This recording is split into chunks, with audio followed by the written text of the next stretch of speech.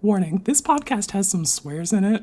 I'd rate it PG-13 at most, but let's just be on the safe side and say viewer discretion is advised. Yeah. Are you absolutely certain? Hit time dot is. Okay, we got that opened. I got my drink here. Okay. Got the redacted there. I don't know what to tell you. Yeah, we're good. Okay. Because if your audio is coming in scuffed again, I'm holding you hostage. I will be so fucking tilted if that happens. Audacity, you had better not betray me. Here's the intro bit before the episode starts. I cast a Lauren Searing Light. Oh, this motherfucker. How does it feel, Quinn, to have your Lauren Searing Light be exiled? I'm really tired of getting got by that card. Time to raise your blades, heroes. And check some vibes. It's the Heroes Blade Vibe Check.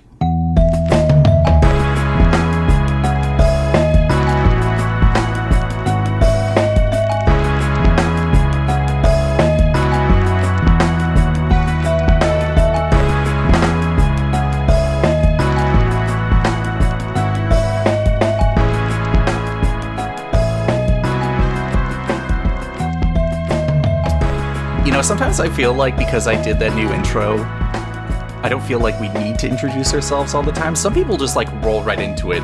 It's very funny. Do you want to do that? Do you want to just hip-hop slam into it? Are we not already doing that right now? I don't know, babes. You tell me. Welcome You're to the editor, actually. Yeah, true. I can cut it however I want. But hey, everyone, welcome to the 19th episode of the Heroes Blade Vibe Check. Quinn, what's good?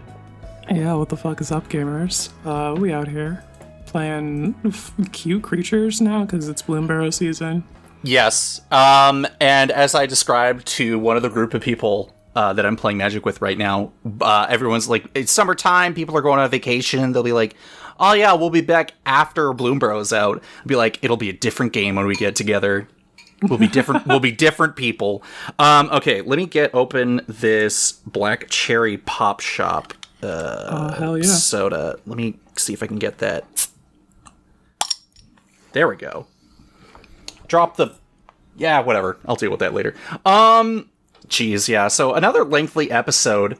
Hey, also, we're shouting from the from Spotify. Spotify, like, changed their community, like, engagement thing. It went from, you can ask a question per episode, and now it's just you can leave comments. So, you listen to an episode, can you leave, like, a comment? That'd be great. Just for me, thanks. Yeah, we'd super appreciate it. The engagement produces good chemicals in our brains. Yeah. So, but we do have some stuff to talk about that was being submitted by other people. But one thing in particular was a screenshot that I sent you. This was a few months ago now. And I foolishly was like, would the Heroes Blade Vibe Check show up on Reddit? And as it turns out, it did actually happen. And it wasn't anything bad, thank God. I'm just like, oh my gosh, dude, no. Yeah, I was like, doing this? I have to know. My curiosity knows no bounds, you know. Someone, I can't remember the topic, or it was like, hey, like, what's your, like, recommendation for Magic content and stuff? And we were mentioned with the EDH Rec cast, the Mind Sculptors, which was pretty nuts. Pie Break, obviously, should also be up there with the Greats and the Howling Salt Mine. But the person was like, I listened to Heroes Blade Vibe Check before they rebranded, and then I really enjoy the jank vibes, so I was like, hey, we made it to Reddit, and hopefully we never make it back to Reddit. The one and done. I'm good with being mentioned like that in passing, so it's pretty great. Yeah, we'll take that. Shout out to you.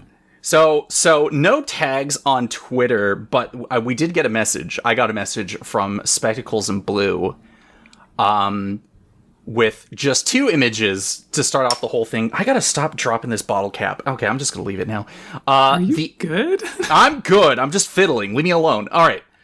So the infamous Cruel Claw from Bloomburrow and the Doctor Who version of Hero's Blade. Let's fucking go. Was put there because they're both, they're rapiers. Of course it is. And I think Spectacles in Blue, like, had a moment because some of this didn't quite make sense to me reading it through. And I was like, but the TLDR is, has anyone referenced or made a joke about the infamous Cruel Claw holding that particular Hero's Blade? And the answer was no one's done that yet. But obviously we gotta mention it because, like, why not? It seems great. Yeah, he's basically holding a Hero's Blade in the art. It's very funny. But the infamous Cruel Claw is 1 black and a red for a 3/3. Oh god. Weasel Mercenary, my god, with Menace, and whenever the what the hell just happened? Oh, there it is. Okay. Whenever it deals combat damage to a player, exile cards from the top of your library until you exile an online card. You may cast that card by discarding a card rather than paying its mana cost.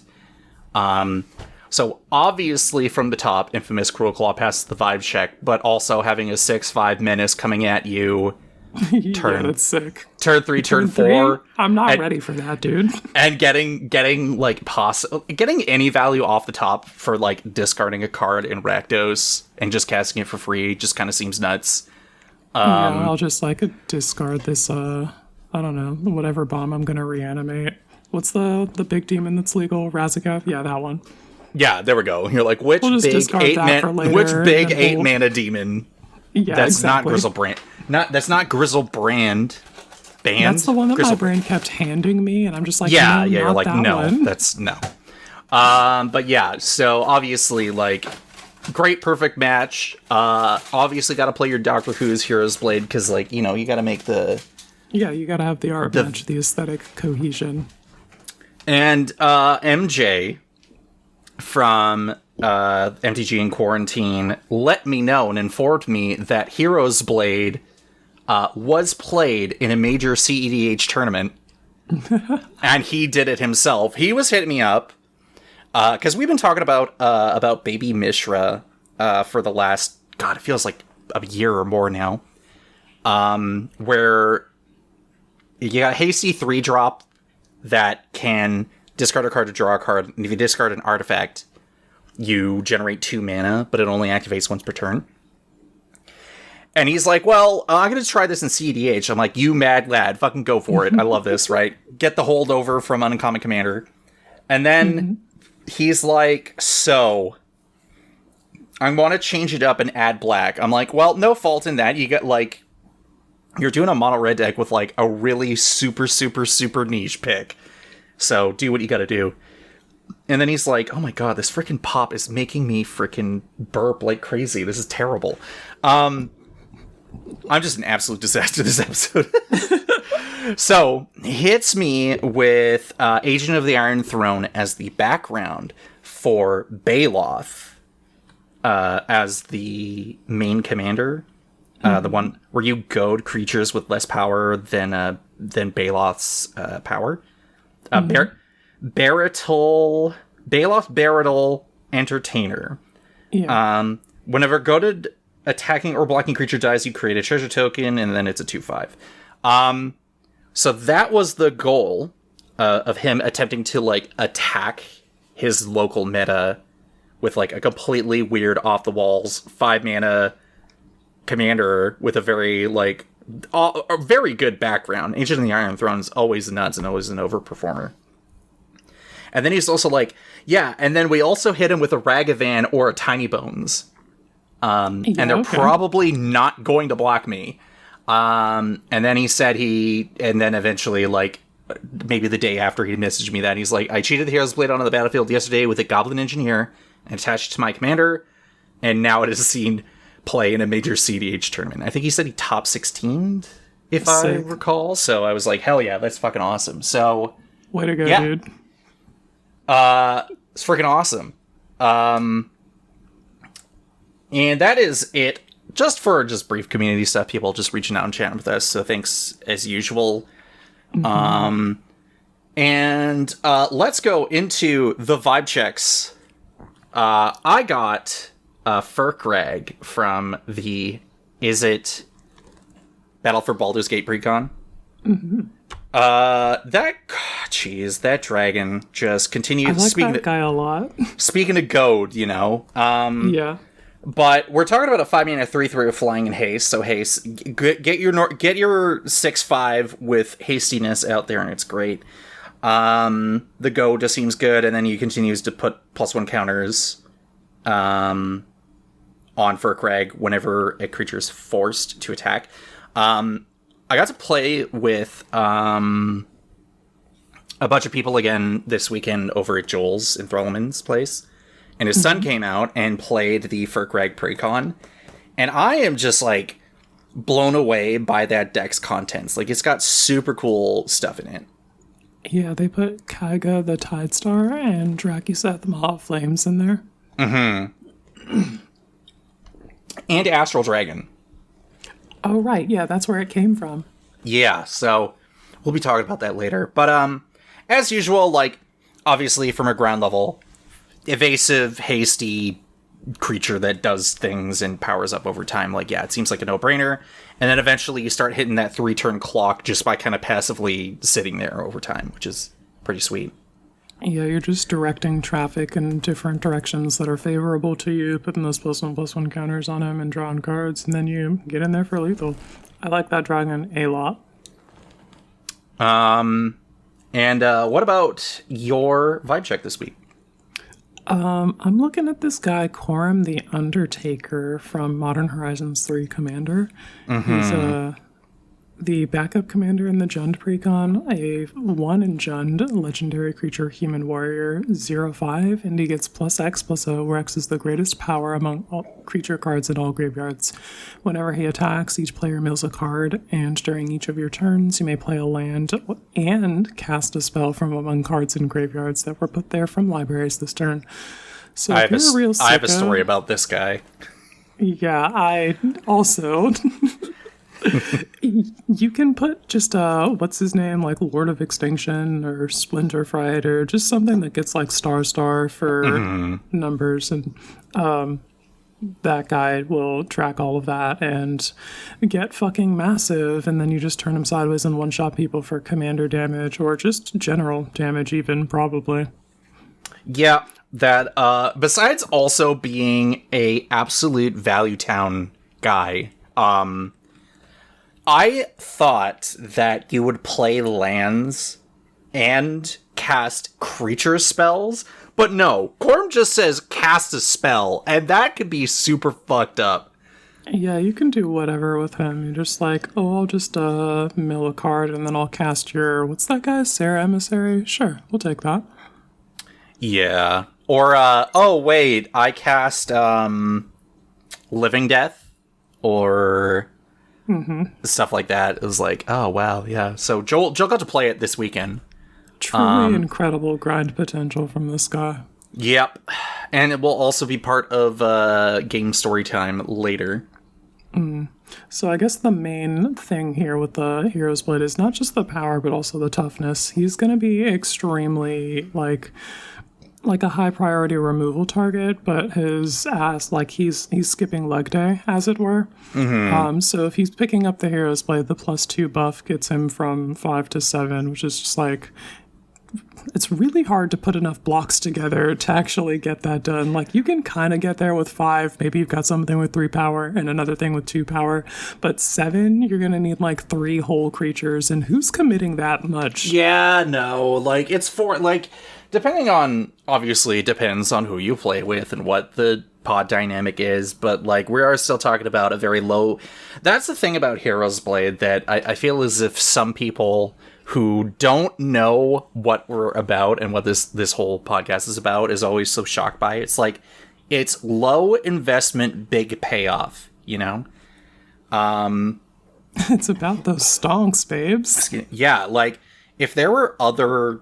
Like, obviously there's other equipment that do very similar things, but nothing just gives that sort of unconditional, hey, we're playing Commander, legendary creatures is this format shtick. Let's just have this random equipment show up to the table and you got to deal with it. And the thing that I thought that was really funny that Andy mentioned over on the Legendary Creature podcast was that he's like, no one's gonna remove this thing. Like, it's gonna be so low priority in terms of everything else. And I was like, damn, you're right. It's so funny, because I have actually, like, seen this against me and was like, that's really fucking annoying. I'm not spending removal on a fucking Hero's Blade, though. Unless, like, you're arbitrarily also destroying it because of some other effect. Like, you're like, oh yeah, destroy all artifacts or whatever. Yeah, like, if that gets caught in a Vandal Blast, then fine, that's gravy. But, like, no, you can have your Fate Reforged uncommon. You're not You're not going out of your way to do it. So that, yeah, flies under the radar. Exactly what we're looking for. It's all subtle. It's all, yeah. But yeah, Coram, I think we did mention this guy the other episode, like maybe 2 or 3 episodes ago, maybe. It's all blur. But yeah, again, goes to show. We're in charge here. Sue me. Yeah. No, we'll bring, you know, we'll mention, we'll triple check every few weeks and be like, yes, confirmed, this commander just passed the vibe check. Yeah, the thing is, I'm constantly getting new game pieces for my favorite game, which maybe makes me reevaluate that information. So if I find something new that brings that up, maybe I'll talk about it. Yeah. So then, speaking of the Legendary Creature podcast, we did get you know what was really funny? I was listening to the new episode where it's Andy's Nezahal budget / like pre-con version of his main Nezahal deck. Mm-hmm. The episode's a whole deck tech about it. It's pretty funny to listen to, as usual. Makes you consider things. But what was really funny was that as I had just nearly gotten to the part where Andy does the shout out to us, which I was like, hold on a minute. Just as I was getting to that part, I'd hit pause and I was checking some messages while I was at work. And I see there's some messages going on in the Legendary Creature podcast Discord. And then I go in there and then it was like, oh, hey, Quinn, you got a shout out this episode from someone else in there. And then Andy's like, they're like, hey, what's the title of that podcast? And Andy's like, did I not mention it? I'm like, no, you did. And then I hit play and it continued and then we got mentioned. And I'm like, no, you did. I don't know what this person was. It's like, it's so funny when you listen to all these podcasts of people who may or may not like choose to name themselves after cards or concepts that are highly exclusive to Magic. And then you're like, okay, the title of it is Heroes Blade's Vibe Check. Like Heroes Blade Vibe Check. And then they're like, okay, so you're so it has something to do with vibe. But like, what's the title of the podcast? I don't get it. I don't understand. And then you show the fancy graphic, and he's like, "Oh, now I understand. I see." But yeah, it was very funny where he's like, "Yeah, you know, like I've been locked into this podcast, and they maybe got a point." And it's like, "Yeah, we do." Obviously, Nezahal going to not like a 3-shot clock, but like close enough with whatever Andy had else going on in that list. So does Nezahal pass the check? Yes. Hell yeah, dude. It's just some more damage. I'm just gonna remove that. Yeah. As he said, who's gonna do that? They'll focus more on Nezahal than the Hero's Blade, and then you just exile Nezahal, bring him back, Hero's Blade equipped, you're good to rock. Yeah, that's sweet. Now, this was a funny one. Does Sanctuary Blade pass the Hero's Blade check? What? Shocked.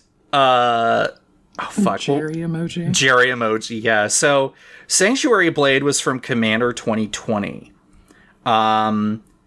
It's a 2-mana equipment that says as it becomes attached to a creature, choose a color. Equipped creature gets +2/+0 and has protection from the last chosen color with equip 3 for the equip cost. Obviously, like, it doesn't have an auto-equip feature, but it does have a really good, like, investment and decision-making process of, like, how do I use this Sanctuary Blade to the benefit of my board state to protect my creature versus, like, what is the dynamic of the pod? And I think Sanctuary Blade is severely, like, underplayed and understated. Okay. So no, I get it now. I see the through line. You're like, Cole, what the fuck are you talking about? It's like, how are you going to loop this back in? And then suddenly you think you make the connection and the neon sign lights up. And I'm thinking, yeah. I need to put this in my Radun Hagadoon deck, which we'll be getting into later. Hell yeah, dude. I would love to see it. It'd be really annoying because you give things like protection from black, and then I'm like, bro, but all of my creatures. Although speaking of looping it back, I think it was. I have been going through the Legendary Creature podcast back from the beginning because you're like, yeah, I've listened to it 4 or 5 times completely through, and I'm like, okay, well, I guess I better check in on this shit. And then, like, I think it was Andy or Kyle was like, God, it's embarrassing to have people go back and listen to it that early. But I think I was listening to, I could be wrong about which episode it was, because it might have been the Lycia and Marisil episode, or the Erebos God of the Dead episode, where I think Kyle was going on this weird tangent. Very much like a lot more what's the word I'm looking for? A little bit more of a crude tangent than what I was going on. And Kyle was going on, and then he's like, bro, what the fuck? How are you gonna bring this back? And then he attempted to bring it back, and it was like an absolute disaster. I'm sure like one of the guys in the Discord could like tell you what episode it was and what the freaking timestamp was and give you like the full quote, and I'll be like, you guys are freaking crazy how you know that shit. That's fucking hilarious. Yeah, no, I know what you're talking about. I could find that timestamp, but whatever. We're not going to do that. We don't need to do that. But let's move on. But yeah, also, hey, Lenny got to play a game with you recently because we got to play it with Cranky over in the Legendary Creature Discord, and it was a good game. It was a fun game. Good people out there. Enjoyable games. Yeah. Cranky is not cranky. Cranky just seems very quiet, more than cranky. As far as I've noticed, anyway, from the one game we had. I don't know what to tell you, babes. Self-described. Maybe I need to get more games in with Cranky. Anyway, hey, let's talk about content. What's good? I've been listening to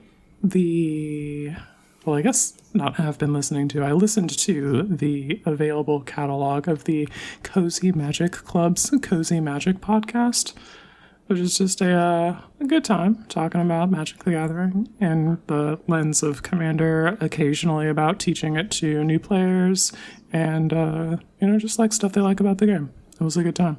It's exactly what it says on the tin. Cozy.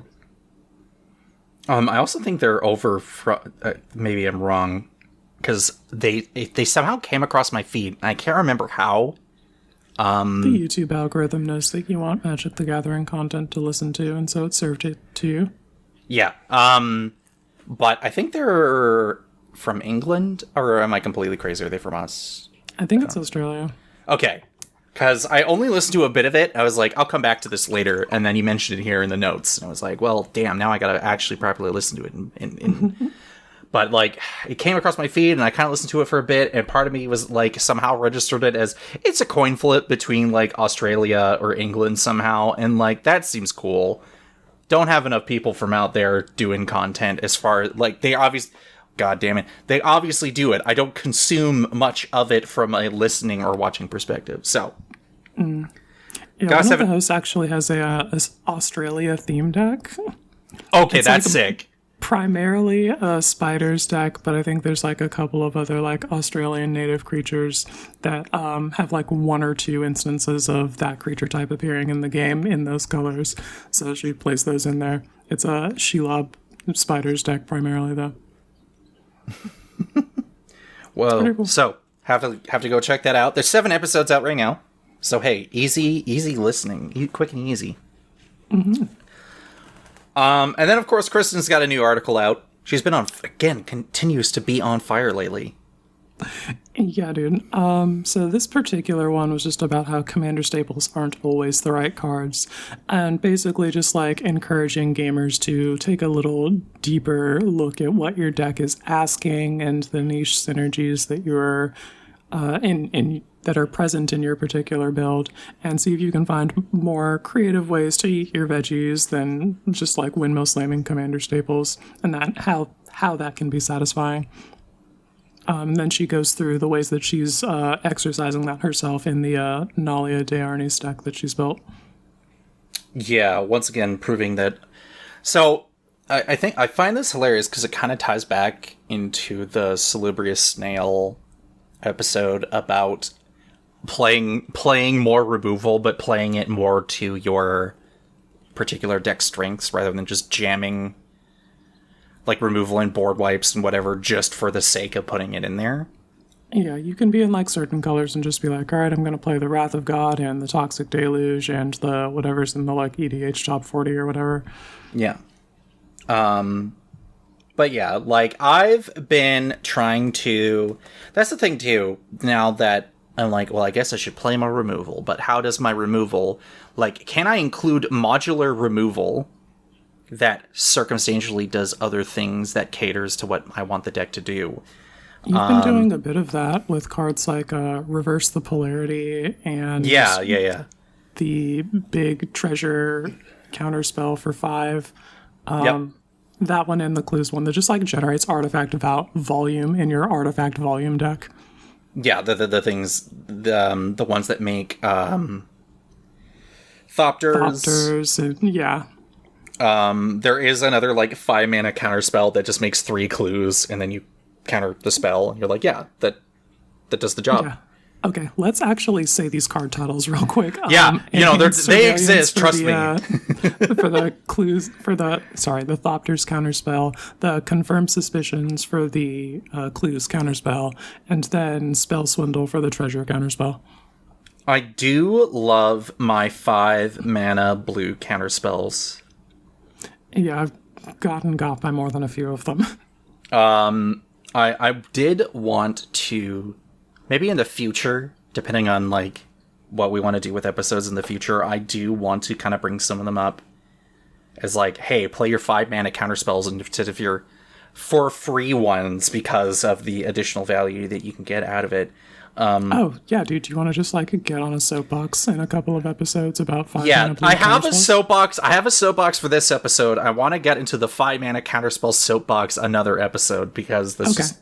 But, yeah, access denied and all that other stuff is just so Access good. denied, thank you. Yes, Enhanced Surveillance is the draw spell. Yeah, and big fan of course, Mystic Confluence. Good old modular counterspell unless they pay 3, or return target creature to its owner's hand, or draw a card, or some combination of all the above. Oh my god, no it's not. Okay, my bad. I had to confirm this for me. It was going to drive me bananas. Enhanced Surveillance is the enchantment that says you can surveil an additional 2 cards, and you can exile it to shuffle your graveyard into your library. It's not that at all, gamers. I don't know what the fuck I was thinking about that X draw spell that has improvise or whatever. It's out there somewhere. Somebody else find it. Yeah, we gotta... I have other things to do. My brain is elsewhere right now. I don't have time for this. But yeah, but once again, check out Kristen's article on just like, take a step back from the peak and the powerful and think of what's more just synergistic with what you got going on. And it'll take you pretty dang far. So hey, Bloomburrow is out. It sure is. Or at least, as of this, like, recording right now, like, we're going to be less than a week out when the cards come out. There's a lot of stuff that other people will talk about that we're not going to talk about, because I can't stress this enough. We are not a set review podcast. I don't have time for that shit. Yeah, if you want a set review, you know where you can get those. But... there are some things, this is going to be the soapbox lead up, but... let's fucking go. There are some stuff that I do think is pretty cool in general. Some stuff that isn't, like, for me, and I can definitely say Bloomburrow is not for me. Other people are like, infinitely way more excited about it. And I'm just like, cool. I don't know where my whimsy went, but it ain't for this set. So Bro's fully not whimsy maxing. Yeah, it's disappointing. It's all about the doom maxing. Anyway, so cool things I think about Bloomburrow in general. They brought back classes. That's awesome. Yeah. Lots of random typal support, including just random typal crossover support, where it's like X branch of creatures from this plane get plus whatever. You know, it seems cool. The animal themed planeswalker reprints in like the precons and just some of, I think that's the collector's boosters, seem pretty cool. Not for me. Again, they're like, oh man, Jace is a fox. I'm like, cool. What the frickin' frack of people are gonna do with this? I don't want to know. It's just that Jace is cute in fox form. I don't know what to tell you, babes. The internet ruined that for me. In terms of like general like color archetypes, the one that I really clicked on was like black white bats. Seems fucking cool. Yeah, I've been having fun with that. It's there's a lot of extremely medium bats. They are French vanilla flyers usually. But I love that though. But I also just find it cool that they have a simultaneous life loss and life gain sub theme of like, if you do one, do X. If you do another, do Y. If you did both, get both, maybe, depending on like what the card is. But I haven't really like looked too deeply into it, so that seems cool. I think that Lunar Convocation enchantment really exemplifies that with the, if you gain life, then you burn your opponents, and if you lost life, then you make a bat. Yep. Awesome. More rabbits, so Kadira players are like, hot damn, we do be living, and that just seems pretty awesome. And then some of like the random ass like cards that I clicked, like I kind of like paid attention to. Murmuration. Yo, I am eyes emoji at that card for sure.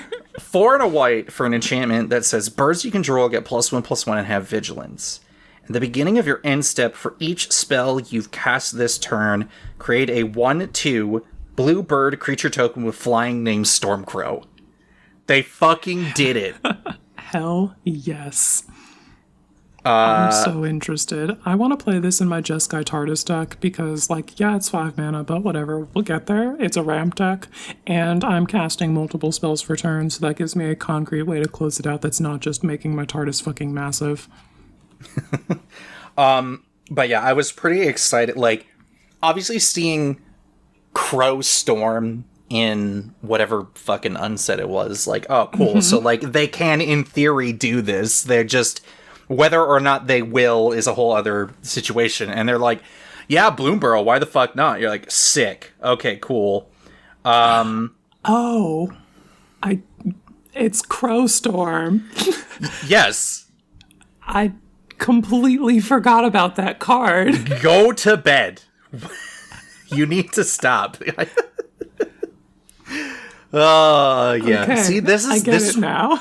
This is why we get together every 2 weeks, and then one of us can blow the other person's mind and be like, "Damn, I guess you're right." They black bordered Crow Storm. The black bordered Crow Storm in white, but you just got to deal with that. So there was that. Then Perch Protection was another card that I just find super fucking funny for a lot of different reasons. Yeah, this shit is funny. 4 for a double white instant with the effect, again, soapbox moment, gift an extra turn, where you may promise an opponent a gift as you cast a spell. If you do, they take an extra turn after this one. I need to know if the gift is part of the resolution of the spell. The gift is part of the resolution of the spell. If they counter this, there's no spell. Thank God. Thank God. Okay, cool. Because I'd be like, God, holy shit. So, create 4 2/2 blue bird tokens with flying. If the gift was promised, all permanents you control phase out, and until your next turn, your life total can't change. Stomp. And you gain protection from everything. And And then you exile Purge Protection, obviously. So, hey, let's take this weird mishmash of Elman's Epiphany, where you get the birds and your opponent gets the extra turn, and then you also Teferi's Protection out, ish. Yeah, that's wild. There's that Yawn Frolicker, I think, where you grant somebody an extra turn, and then I can't remember if you get a protection from them or not, but I played that once and regretted it, so I don't know how into giving people extra turns. Well, I would very rarely, if ever, want to give someone an extra turn. Because Yawn Frolicker says when it enters the battlefield, if you cast it, target opponent takes an extra turn after this one, and until your next turn, you and planeswalkers you control gain protection from that player. So I don't know about that one. Yeah, it's, someone's still getting the benefit of an extra turn. As Mr. Fitzy Fitz said, I can be trusted with an extra turn, to which we all immediately said no. You cannot be trusted. Yeah, I'm really not sure who I'm handing extra turns to. I don't know what would be worth it that I would want to be protecting, that I'm interested in that. Yeah, no. Gift. So I forgot there was that Neheb the Eternal errata rules change thing that was gonna happen, that happened earlier today. I'm not gonna talk about that. Yeah, we don't need to worry about that. I personally am not affected by this change as a Neheb the Eternal player, but I also don't care enough to talk about it. So we'll talk about the soapbox I'm now getting on, that I am now standing on, because talk. So, one of the things that really grinds my gears as a Commander player, maybe you could argue as a Magic player, but I'm specifically looking at it through the lens of the Commander player thing, is that there are people who think that gifting an opponent resources is a terrible, horrible, bad decision that you should never do ever until the end of time. To which I say, 1, cowards. 2, the fact that one of the Commander precons, the Bant one, is completely focused and dedicated to doing that. Now, and then of course you have a set that cares about gifting your opponent something for an additional benefit. People, have you not played Generous Gift or Beast Within, or a Terrastodon, or etc., a Pongify, The White Cavalier. The White Cavalier, I kill your thing, I destroy your thing, you get a 3/3 golem, Yeah, it's basically just promise an opponent to gift, and the spell doesn't resolve if you don't do that. Yeah, so I just think that any time someone's well, I can't believe they're printing these shitty Magic cards where you give your opponents resources, and I'm okay, but it's not an automatic, people are oh, I can't believe the Bant deck is a group hug deck. And I'm they decided to put these types of effects in the deck to represent, one of the themes of the set, which happened to be gifting someone of an effect. But the point I'm trying to get to here is that I think a lot of these gift cards might either be subtly very good, and the other thing too is that the gift that you give to someone does not have to be the same person, in case you target them with the same spell effect of blow something up or do X or do Y to an opponent or whatever, right? I just think that people's reactions to these effects is, as usual, completely over the top. If you're some kind of eternal format Magic the Gathering player, you're not looking at these cards, and we don't care. We know you're not. You can shut the fuck up about it, please, and thank you. And are they pissing you off personally, my guy? Are you good? Nah, well, of course they are, but that's slipping into territory we dare not go into.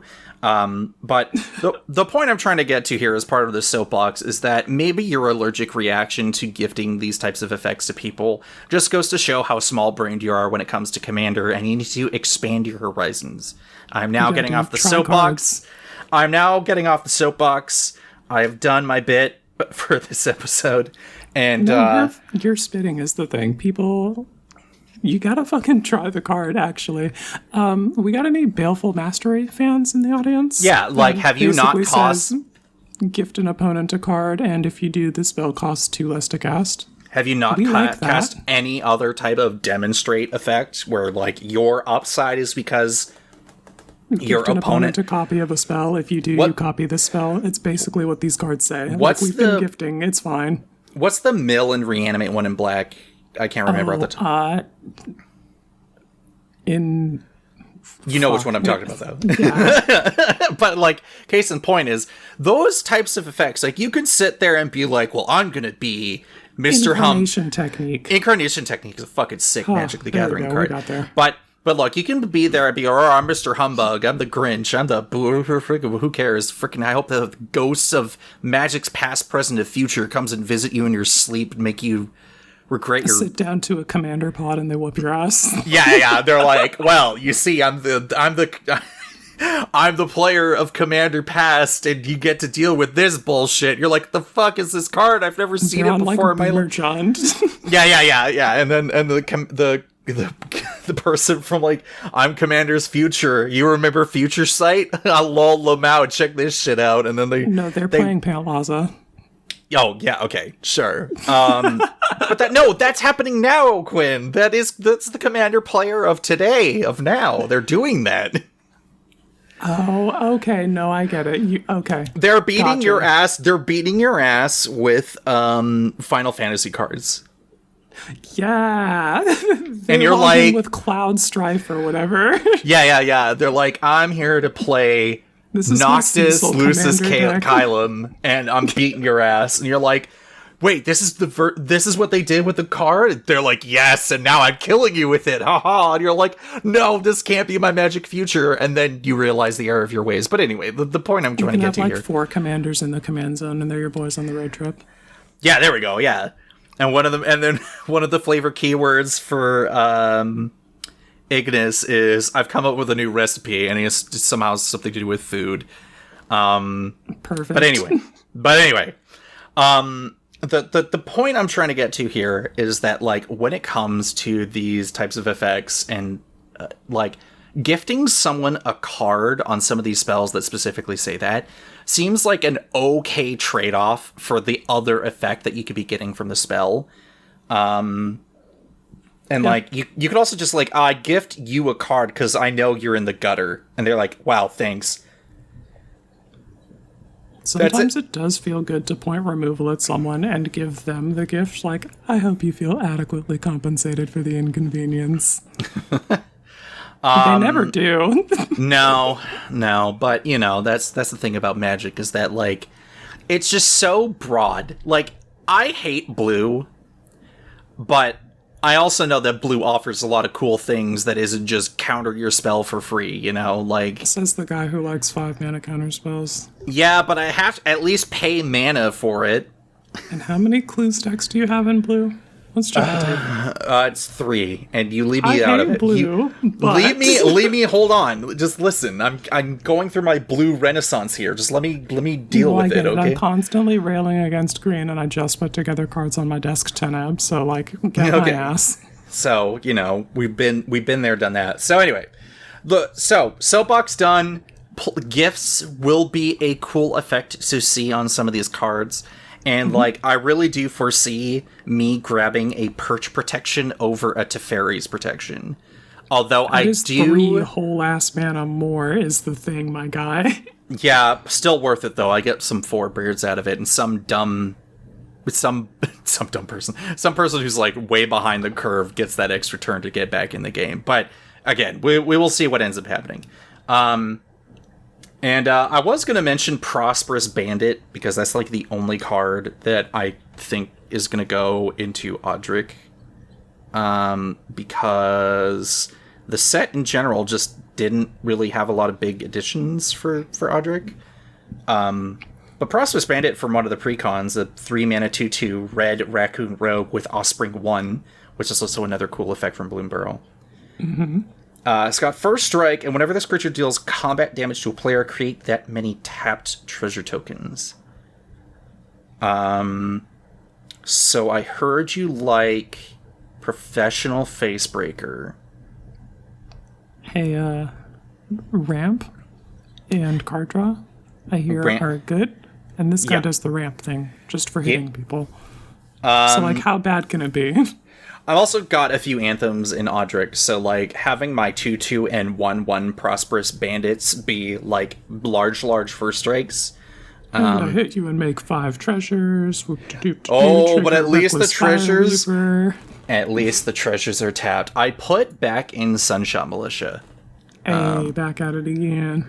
I was like, damn, I do need more, like, Generous Plunderer kind of does a bit of work, and, but yeah, so got that back in there. Talk about, I'll get back in, like, another couple of weeks for, like, an actual substantial, like, Audric Blood Curse update, but, like, we're just blinging stuff out and just kind of biding our time for, like, I don't know, whatever Duskmourn's got for us. Hell yeah, dude. Love to hear it. The deck is looking beautiful, by the way. You've put a lot of, like, time and effort into acquiring these bling printings, and it pays off. It looks great. It's sick. It's also very Pringly. I gotta always, like, put it in a very tight box to deflate it a bit before bringing it back out to see the light of day. But anyway, that's it for content and just, stuff in Magic right now. Let's go into decks and games and stuff. What's good with you? What's going on? It's big Bloomburrow brewing season. Okay, so we never left the content. We're still here in the middle of it.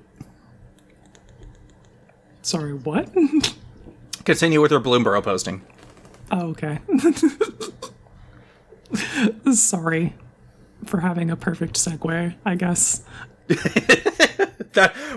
We're professionals at this. This is all we're good at. Yeah. Yeah, dab on them. Alright, so anyway, I put together Black-White Bats with Zoraline. It's a go-wide aggro deck. We've got a lot of shitty French vanilla flyers. We got attack and combat damage triggers. All of the new bats are pretty cool and good, so I like that. They are definitely higher impact than quite a few of the older bats. I have to lean on probably some more support cards. Like, I've played a couple of games with the deck. Zoraline's pretty cool. She's a little Sun Titan. We have a tiny bit of self-mill so that we can put stuff in our graveyard, drag those things back from the grave with her ability paying a black and a white and 2 life to get something 3 or less to the battlefield with a finality counter on it. Just seems very efficient for, like, all these low mana investments. Yeah, I put all of the bobbleheads in the deck, actually, so if I mill those, I can just, like, grab those I nearly back just spat out my drink. Oh my god, you're doing it again. Sorry, it's an easy ramp package. I didn't want to put any fucking effort in.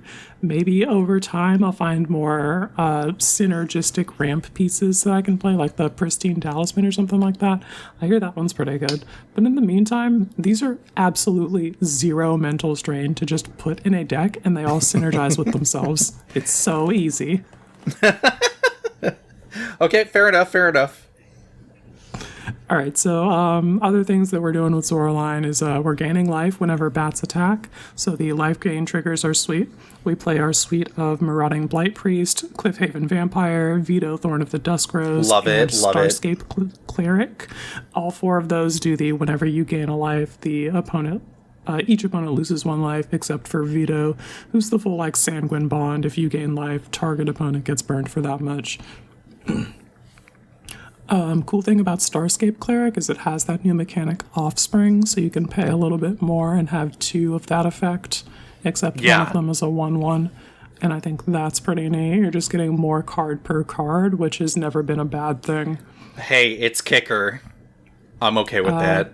Yeah, that's fine. I do want to get some more higher impact cards, I think. Some of these bats can probably come out. I'm at like 33 bats currently. I think I can go to 30 and not lose too much. I was going to say, you could probably, like, dip a little bit. You could probably also replace it with, like, bat tokens somehow. There's not a lot of efficient bat token generators is the thing. All of them are like Desecrated Tomb, which is extremely medium, and the but you're playing mids. You're playing mids. We talked about this. Listen, I know I'm smoking mids, but that one's mids even for me, you know? jeez. Okay. Like, that's not even greenhouse. That's I outdoor. love that artifact though. You're Listen, paying I love you're it paying too. no, you're paying 2 mana and 2 life off Zorline to bring something back, triggering it, making another bad. What It's am I not missing? always What a- am I missing here? What am I missing here? It's not always a creature is the thing, and the Desecrated Tomb wants it to be a creature that leaves the graveyard. Sometimes it's a Okay. bobblehead, sometimes it's an enchantment. There's a lot of other things that we're reanimating with her Sun Titan text.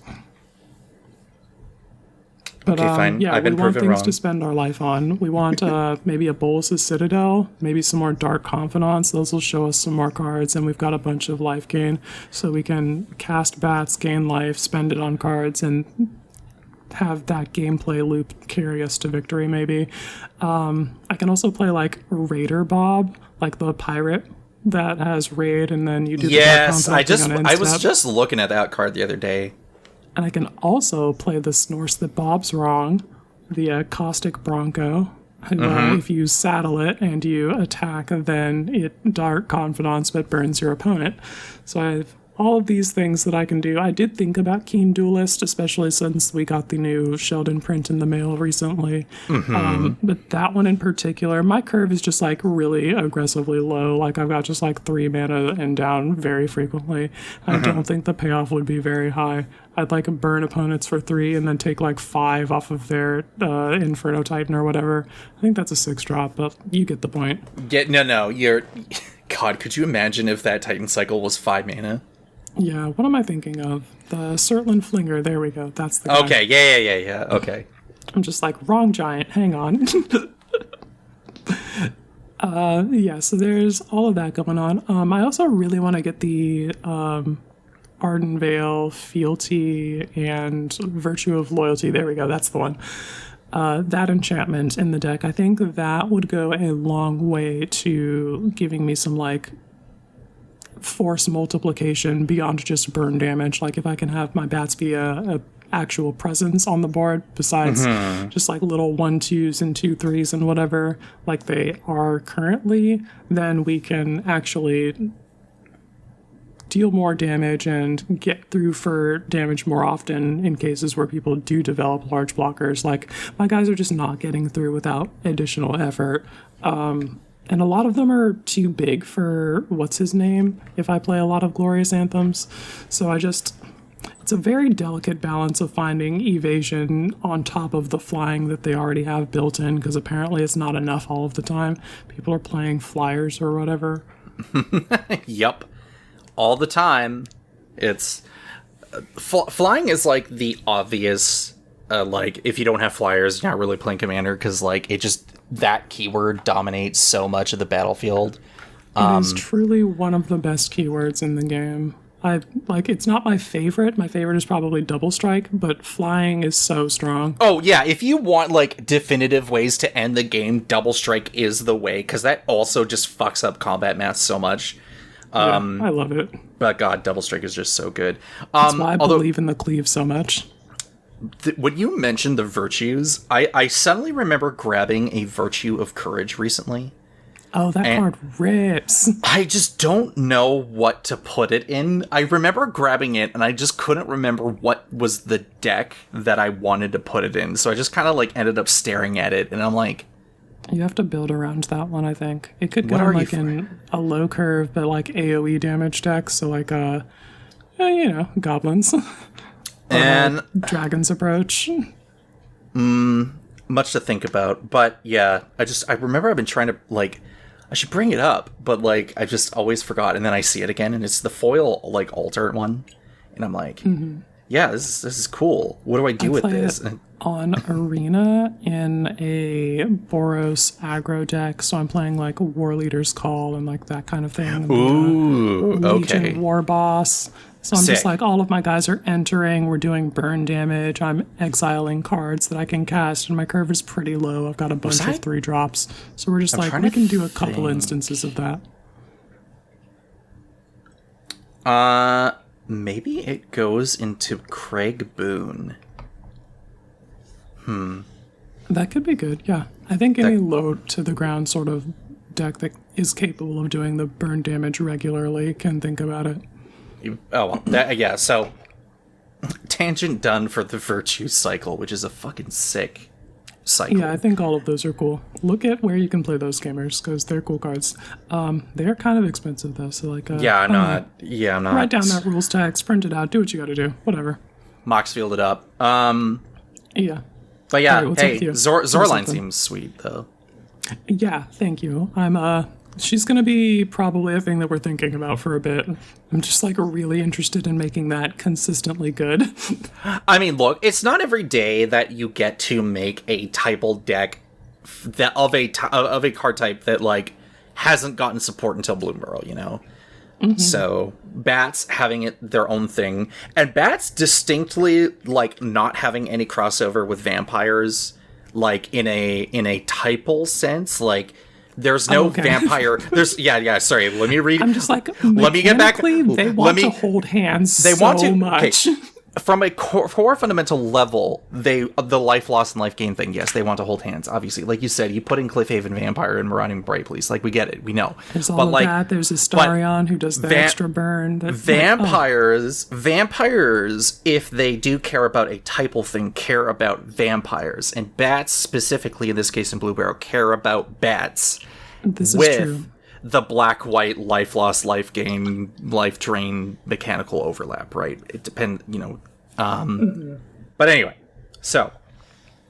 Oh god, wait. Did I interrupt you, or is it now my turn? No, we were going to the end there and then got distracted talking about how good she is, and then... anyway, Kara, what you got for me? Okay. I... thought I didn't have an Audric story this week, but I lied to myself and to everyone. So, here comes that boy, Audric time. Yo, can someone make me a song? Can you make me a song for that? Anyway. Yeah, probably. Welcome to the Bloodrick, the Bloodrick Dome. So, Davey F. Jones needed an extra +1. So Davey hit me up with the monkey answering the phone gif, like in an office setting. That's just like our way of communicating with each other. If Neo and Davey were like, hey, we need a +1, hits the gif button. I open my phone, go to Twitter. I'm needed. Unless I was working or busy, in which case I completely missed the message. But yeah, it's become a bat signal for you all. So I go over to the Murder Dome, and I unfortunately forgot the fourth player's name, but fuck the fourth player, am I right? But I was playing with Davey, and I was playing with River, and this new person who I had never played with before, and I unfortunately forgot their name, but I'm like, okay, well, we gotta play Audric Bloodcursed. Now, was that the correct decision, considering how much sick bling and hyper synergy is in that deck? Hard to say, but it was super sick, though, because you were there to witness it. They play good cards over there. Yeah, true. You were there to witness it, and Fredo was there to witness it. Mm-hmm. And it was a bloodbath. So, my stuff's getting blown up. I have to, and I'm like, well, it's time to discard some cards. And then, I put a Sun Titan and an Angel of Indemnity in my graveyard. Then I'm like, it's time to cast and multi-kick Marshall's Anthem to bring both of them back. Then some other stuff entered, but like a Touch the Spirit Realm, which I'd played earlier, that was blown up, had come back again, taking care of Davy's Chatterfang, which was always going to be a problem. And we're like, Davy, are you okay? You're playing green. But she's like, it's okay, I'm playing black, so we're all good. But it just seemed like even you, I think, were in chat being like, he has an answer to everything. Oh my god. And then Davy's like, it's time to end Cole and or put him in like a very bad position. She's like, I cast Craterhoof Behemoth onto my board of Army of Squirrels. And I'm going to boost it up to 11 power and swing out. But then something happened. And this was completely out of sequence, but because of active, non-active player, Craterhoof Behemoth enters the battlefield, to which then our random fourth player's Genesis Chamber triggered. making Davy one more creature, pumping up Craterhoof Behemoth to 12, which, by the way, was Davy's life total when this happened, to which I said, a Lauren Searing Light. Back at it again with a Lauren Searing Light. Bro, I'm so done. So, this card is a 4-mana instant from, like, the Lord of the Rings, like, art bundle thing. I don't know why this wasn't part of, like, the commander set, but anyway. So 2 red and a white for an instant that says, each opponent sacrifices the creature with the greatest power among creatures they control. Or sorry, they exile it. That's not what it says. They exile it. They exile it. To which then, with Spell Mastery, if you have 2 or more instant or sorcery cards in your graveyard, they also take damage equal to the power of the creature they exiled. Which was, again, the exact amount of damage needed to kill Davy. Fucking ridiculous. What a wild Magic the Gathering card. Fredo was in chat being like, he can't keep getting away with this. He really can't, but he will. Yeah. So, River, I think, was... River immediately after that was like, Cole, your life's too high. I'm like, I don't know what to tell you. It's, you know, I decided to be a rules lawyer on the spot and be like, actually, Davy did not hit me for X amount of damage, and in fact, Davy actually died. So we're just gonna quickly reverse that and put me in a severely, majorly winning game state to just clean up. But, yeah, Bloodrick does things as usual, and it's a good time. Yeah. But I think that was the last time I'd played Odric this month so far. As far as I'm consciously aware, because I think I slipped up on my Excel spreadsheet, so I didn't put that one down. But oops.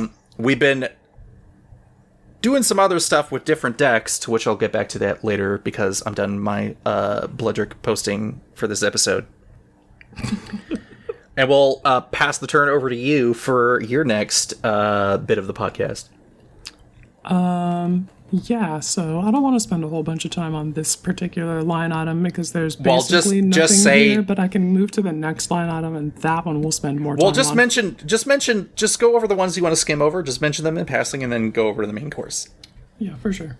All right. So this one we're going to skim right by. There's a prototype of Otter Owling Mine in the works. Mm-hmm. The homegirl, what is her name? Alania, Divergent Storm. She's a 5-mana legendary creature, Otter Wizard, 3/5, and whenever you cast a spell, if it's the first instant spell, the first sorcery spell, or the first Otter spell, other than Alania, you've cast this turn, you may have target opponent draw a card. If you do copy that spell, you may choose new targets for the copy. I am extremely into forcing cards into my opponent's hands and then punishing them for having cards in their hands. We all know this. And so I could take this deck and play cards like Prosperity, which is X and a blue, for each player to draw X cards. And I can be like, you draw a card, then we all draw a bunch of cards, and then I go to combat and I hit you with Alania, who's equipped with Sword of War and Peace. Take a bunch of damage. I see where this is going. I can also cast a sorcery speed like Korvath's Fury, and after having cast an instant that put a bunch of cards in people's hands, cast Korvath's Fury and copy that burn spell and also punish them that way. So there's just like a lot of options there. And then we've got the Otters as our like Spellslinger support cards, and they get copied by that. And having more Otters is not like a bad thing or anything. So, well, especially when everyone's been denied the super special elemental Otter that we had back in Ikoria. Have people been denied that? I just put Lutri in decks and decided that we're going to be cool and normal about this card in the 99 because we're not addressing the rules text on it at all. Or at least the companion-related rules text. It's basically blank on that card for me. So yeah, it's just like a dualcaster mage, and people are like, that's a dualcaster mage to me. Sure. So you can just do that. You can just play Lutri. It's fine. You heard it here, everyone. So if someone tells you to leave your game because you throw down Lutri, you know what part of the podcast to open up just to prove a point. Like, obviously, you should probably, like, bring that up in the pregame discussion as a responsible gamer. We'll say that on the record so that I don't get whatevered for that. But, Quinn, it's time to take you to court. Hold it. You I said... would like the record to show that I have stated that you should bring that up in your pregame conversation. But if you're not using the companion rules text at all, then there's no reason for the card to not be in your deck. You're not playing any of the part of it that's ban-worthy. So, I don't know what to tell you. Oh well, Lutri, this is how we get our revenge. This is how WotC redeems themselves to the community. Yeah, otters are back in force. They didn't understand how fucking cute people think they are, and now they do. So we've got a bunch of cool and cute otter art. We're going to play all of the good otters. We're going to play all of the good group card draw. And we're going to play all of the sudden impact effects that I haven't already worn to death. Because I have like 3 other decks that do this thing. Sorry, I am who I am. Well, I expect to see that on my desk in the near future. Yeah, I can do that. All right, let's move on to the actual thing that we want to spend some time on. Okay, sounds good. I put cards on my desk into an Abzan Grindy Reanimator pile and put a 6/6 flyer in the command zone to lead that. Gamers, I don't know if you've been around for, like, any amount of time in the gaming sphere, but there were a series of legendary dragons from Planar Chaos, I think. And this is one of those. I'm playing Teneb the Harvester.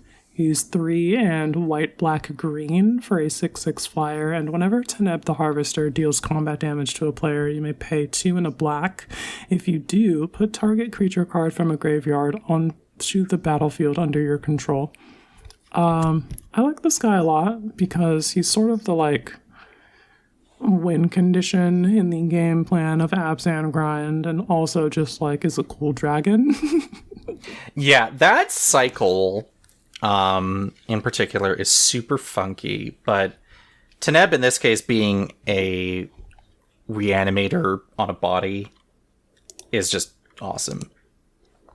Yeah, I spend the game playing, just like Thorn Mammoth way too early and being really annoying with that and getting it blown up, and playing the Eldest Reborn, and just like a bunch of cards that are like interactive and also creatures, and turning them sideways and dealing combat damage and recurring those creatures with like doomed necromancers and stuff. Let's actually pull up the list here. I want to talk about the cards that were on my desk. So we've got Old Stick Fingers and Fiend Artisan in here, so I can like mill a bunch of cards and then use Fiend Artisan to fish through my library for more creatures to cause problems. I just put an Egon, God of Death, because the Throne of Death on the backside mills a card at the beginning of my upkeep, and I needed more cards in my graveyard. I wanted to play Glunch the Bestower, so I just put that in the deck because it's in the right colors, and I was just like, this is a ramp spell, right? It's basically a ramp. It's just sometimes other people benefit a little bit. Mm-hmm. One of the things that I was thinking about in the like concepting phase of this was that like Teneb would look extremely cute wearing a Night Howler. And so I put Night Howler in the deck. Okay, yeah. Yeah, Night Howler's an enchantment creature horror with bestow 2 black, and Night Howler and enchanted creature each get +X/+X, where X is the number of creature cards in all graveyards. So my 6/6 flyer puts on the Night Howler cloak or whatever, and just gets horrifyingly large if I've been doing my job correctly. And then we get in there and start like potentially 1 or 2 shotting people instead of the 4 hit clock my 6/6 flyer needs. It's pretty sweet. I've got a Marin of Clan Neltoth in here. She was on my desk because what a card, eh? What is with these Magic the Gathering players that just have cards on their desk? This doesn't make any sense to me.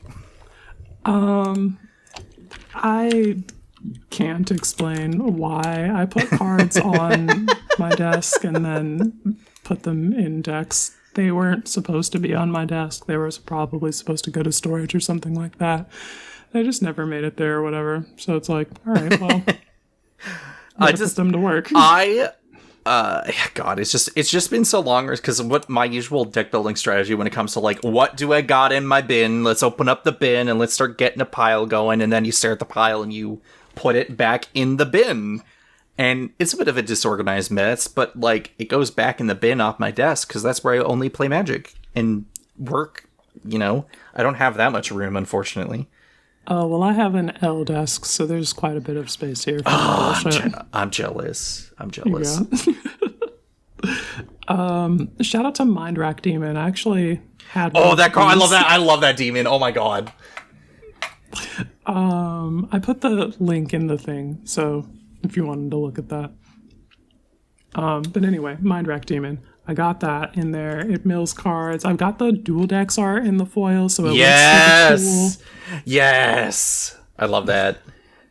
I had an etched foil Liesa Shroud of Dusk on my desk, so I put her in here because she's 5 mana and kind of difficult to cast colors like white, black. Like, I can do it, but I would rather just reanimate her. And then I've got, like, my 6/6 flyer who's hitting you in the air. I've got Liesa who's gaining me life and putting pressure on you, being a 5/5 in the air. You got Overseer of the Damned. You're getting burned. Yeah, Overseer of the Dam's in my removal suite. It's in there with the like Thorn Mammoth. So just like ETB fight something or ETB blow something up. Or I have Kogla who will ETB and fight something. Just a bunch of spells. It's like really rude to have these on like turn 3 or whatever. And we can set them up occasionally. Oh yeah. Then you got Zatalpa on the top end. Yeah, I was tweeting the other day how I hardcast as a Zatalpa and won the game, just how the creators intended, and that was with this deck. Gamers, you can just play a land for turn every turn and grind people to dust with your Abzan interaction package and hardcast as a Zatalpa, and they just aren't prepared to answer that, and so you win. Yeah, it's kind of what happens. This is the other thing. It's time to go back on my soapbox. I'm gonna go back on I'm gonna get another soapbox and step on that for a second. Creatures are good. So you should maybe consider playing more creatures. I don't know. That's just me. Anyway. No, but like when it's just always so funny listening to people talk about they're like, yeah, you know, like I played like this control list or whatever. I'm like, or you could just play some giant 6 mana fuck off creature with like good keywords and just like crush people and they just like don't know what to do about it. And sometimes you play an 8 mana 4/8 with double flapping, no slap. Flapping, double slapping, no napping, scrapping, unflappable. Unflappable, good old Elder Dinosaur. You just win the game because they're just like, I don't have an answer for this. You're like, cool, die. You win because of a giant... Yeah, exactly. People be like, what is Zatalpa doing in this precon again? And I'm always saying this when you're 3 board wipes deep in the precon Thunderdome and you windmill slam that Zatalpa comes screaming over the horizon with the scraw. You know that game is over soon. 1-800, are you flapping? Hell yeah. That card rips. It always has and probably always will. I love you, Zatalpa. They could never make me hate you. Yeah, just the looking at your list here, like you have some of the weirdest assortment of creatures that you ever did see come together in a single list. They have no fucking business being together in the same deck. They are all like, just good cards that fit the theme. Demon Lord Belzenlock. You're like, yes. Dude, I needed to draw cards, so I put Demon Lord Belzenlock in here, who's going to show me a couple cards. And Dawnbringer Cleric. Like, what the fuck is all this shit? Like, I needed enchantment removal, so I got a 2/2 that I can sacrifice to Fiend Artisan.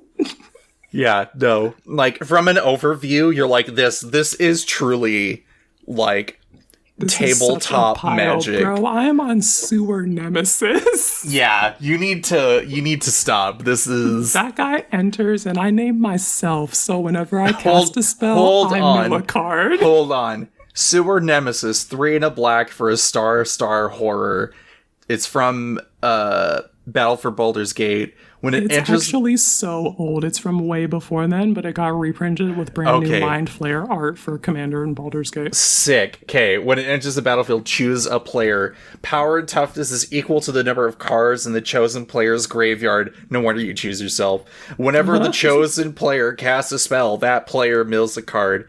Holy fuck.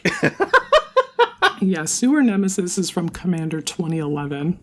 Holy shit. That shit is an old my Hold guy. on. Hold the phone. Yeah, that is holy shit. They put out here it on playing They Commander put it on the Classics. list. Holy shit though. That old artwork though is kind of fucked up. What is this? A fucking Bloodborne boss? Get out It's of a Sewer here. Nemesis.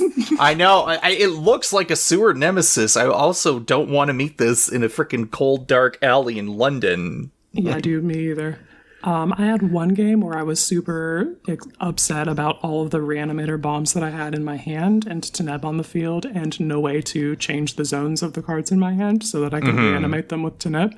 So immediately the game after that, I grabbed the secret lair calendar thing printing of Wild Mongrel and put that in the deck. Yeah, so you mentioned that in one of the games. Like, you played that, I'm pretty sure, in the game that we had with Wild Lenny. Mongrel, and you were like, Wild Mongrel? And I'm like, yeah, dude, Wild Mongrel. Don't you know I was Wild like, Mongrel? What the fuck is this? And then I read it, and I'm like, I understand. It makes sense. But also, what the fuck? I grabbed we do. the Tower Winder from the Yeah, I did see that too. I Yeah. think the Gonti precon because it grabs your command tower. I need to find my command tower. I play one of those. Light is convulsing somewhere. Yeah, sorry, babes. Listening I to don't this. have the one though. I don't know if it's like staple worthy, but the one time that I cast it, I found my command tower, and then I had a reach and death touch blocker for somebody's large flyer, and it did exactly what it was supposed to do, and it felt really cool and good to play that. So I don't know what to tell you. They might Yeah. be good at their job over there This- in Designing Cards Factory. This is peak Commander. This is a fucking Elder Dragon Highlander deck. This is how Sheldon Menery intended Magic Commander to be. Truly, and as such, I have these Sheldon spellbook printings of Eladamri's Vineyard and Bene Supremo in the deck because, Fantastic. yeah, they fit. We are on 40-something creatures, I think. 40. You even, are actually. well 41 if you're counting your commander, yeah. Yeah, 41 creatures with my commander. So, eat that turn one Deafening Silence. I've got a Deafening Silence in the deck because it basically says nothing for me and is ruinous to some opponents. Got that sneaky little stacks attacks piece in there, just be like, nuh-uh, you're gonna be playing my game. Yeah, just the one. Just the one. I'm not going to show up with a Deafening Silence every game, but it's definitely in there, and I'm going to slow some games down if you are trying to play a bunch of non-creature spells in a turn. If you're playing a creature deck, if we're playing casual or whatever, then you probably don't even There's notice gonna be no problems here, but I have a vague feeling that your creatures might just outpace mine. I don't know why, I just got this feeling. Just a feeling. I've got 2 Planeswalkers in the deck. I got Sorin Vengeful Bloodlord. He gives my creatures and Planeswalkers lifelink during my turn. He's also a 4-mana reanimate for a creature 4 and below if I don't want to spend any time buffing him. So we just grab something from the graveyard. That's for a like blow. That's fine. that Sorin does so much work for Yeah. so The good. lifelink actually matters. It'll keep you in the game. I had a game where I had him out for like 2 turns and gained a bit of life, and people were just like, that needs to stop. You need to please cease and desist. And Soren said, no. And I'm just like, it's really annoying, isn't it? Yeah, that's why we turn off life gain. That's then your they're just, soapbox. nodding and being thoughtful, like, yes, that is why we turn off life gain.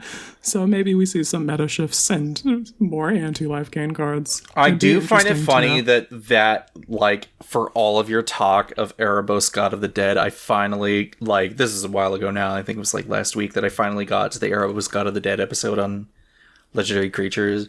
And yeah. I was like, yeah, turning it off. God, that story of that guy losing his mind, like, I think we need to ban Erebos. Like, It's extremely funny. fuck right off with that. But anyway, that's a story for them to tell. My other planeswalker is Liliana, the Last Hope. She was one of the first mythic rares that I opened, so I kind of just okay. like her.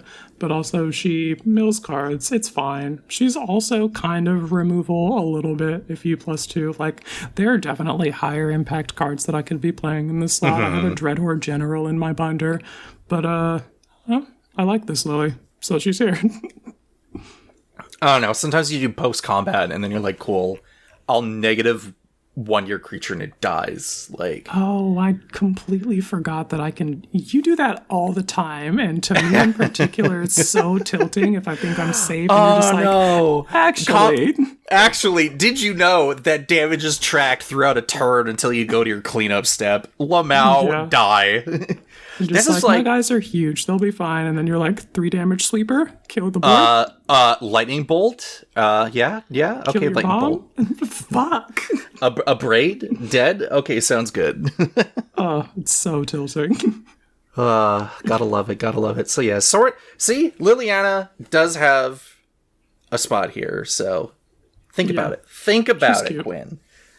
We've got a bunch of reanimate sorceries. I got a Beacon of Unrest because I like that card. Yep. I got a Dread Return because I had a widescreen foil from Commander Masters. It looks and it's good. beautiful. I bet. We had I don't think we have a Modern Horizons 3 Victimize. I need to update that printing, but we had Victimize and put that in there.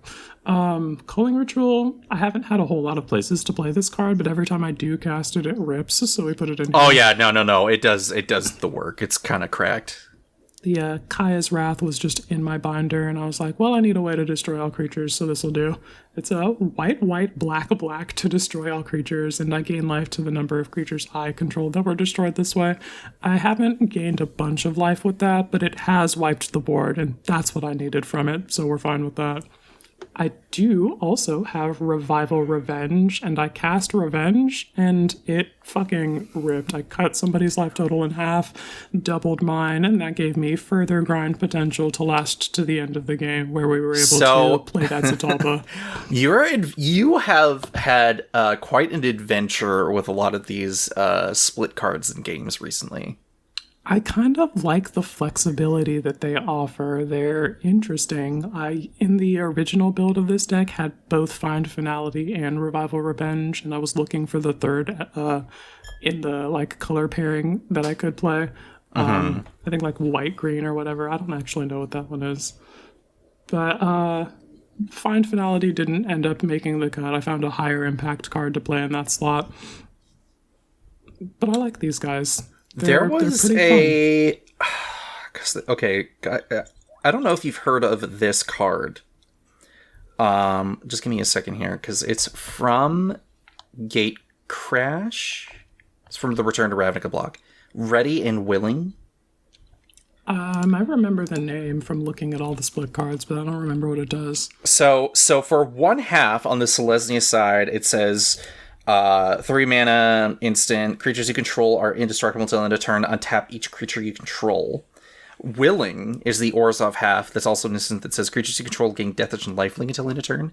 And then with the Fuse ability, you can pay the full cost of 6 and give all of those effects to your board. Oh, that's actually sick as hell. Yep. More than a few times. More than a few times when I was playing. I couldn't tell you what Orzhov deck it was back in the day. But I got to cast Ready and Willing Commander games a few times, and like, hey, just like any other time that you're able to give your whole board state lifelink and death touch, and that's just the tip of the iceberg of this, just being able to give your board pseudo vigilance and like indestructible, very good. Yeah, I am extremely interested in this card. I really like the other card in the. I'm pretty sure they're from the same cycle. Breaking and entering the Grixis Breaking and one. entering, yeah, the Grixis one, yeah. I have Yeah, I've played in like that one a lot. I have like 4 or 5 promos of breaking and entering and catch and release from that set. I don't know why I happen to have so many breaking and entering. I was up to something like a decade ago. I just don't know what I was cooking. A little bit of that Steely Boy magic. Yep. Still never lost the touch of that. Yeah, bro. Catch and release is a little fucked. Yeah, so catch and release, because like breaking and entering, who cares? Let's talk about catch and release. This shit's fucking hilarious. Yeah, if you're a Grixis mean girl, you know breaking and entering. 1 blue and a red for sorcery. Catch says gain control target permanent until the end of turn. Untap it, gains haste until the end of the turn. Great. Release 4 red and white for sorcery. Each player sacrifices an artifact, a creature, an enchantment, a land, and a planeswalker. And then you can pay 9 for the fuse cost and just kind of do all of that and be like, I'm gonna steal that. I don't want you to sacrifice that thing that I want to stay, because I definitely want to make you make a different choice. Or, or I definitely want it dead, and I know you won't sacrifice it, so I'm going to take it so I can sacrifice as a part of release. So, yeah, get your tricky sorcery speed 9 mana fuse spell in Jeskai here today, all for the low price of 14 cents. Yeah, you can get a 50-cent foil, I think. Yeah, terrify your opponents with this random ass card from Gatecrash. Yeah, that one's very funny. I want to try more of those. We'll have to look at it. I know not all of them are going to be relevant now still, but I think they're pretty cool. Yeah, I think it's just, as usual, I think the one thing here, especially about your Teneb deck here, is you just got a lot of, really weird, interesting, dissonant pieces that are together in this deck, and you're just like, yeah, I got Mindwrack Demon and Greater Tanuki, and you're like, what the fuck is this deck? Well, you see, Mindwrack Demon mills me 4 cards, and then Greater Tanuki puts itself in the graveyard for the channel cost. Ramping. So it's a ramp, but it also contributes to Delirium and is a reanimator target by being a 6/5 with trample. So these things look like they're not working in harmony at all, but they're actually holding hands in 3 different ways. Yeah, no, it's quite silly looking at this from an overview. Yeah.